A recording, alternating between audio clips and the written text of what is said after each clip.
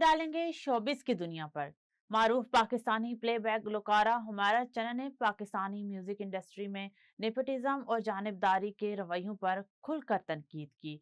एक हालिया पॉडकास्ट में गुफ्तगू करते हुए हुमायरा चन्ना का कहना था कि म्यूजिक इंडस्ट्री में नेपोटिज्म इस हद तक बढ़ चुकी है कि मौके चंद मखसूस फनकारों तक महदूद होकर रह गए हैं, जबकि तजर्बाकार गुलकार मुसलसल नजरअंदाज किए जा रहे हैं। उन्होंने कहा कि इंडस्ट्री में फेवरेटिज्म आम है, बार बार उन्हीं चंद नामों के साथ काम किया जाता है और दीगर फनकारों को पस मंजर में धकेल दिया जाता है। मिस यूनिवर्स पाकिस्तान 2025 मुंतखब होने वाली रोमा रियाज ने कहा है कि उन्होंने मेहनत जरूर की, लेकिन हकीकत यह है कि मुकाबला जीतना किस्मत में लिखा था।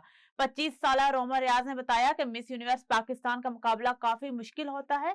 इसमें इंटरव्यूज का मरहला ज्यादा तवील होता है ताकि मिस यूनिवर्स के इंतखाब के मुकाबले में जाकर मुश्किल न पेश आए।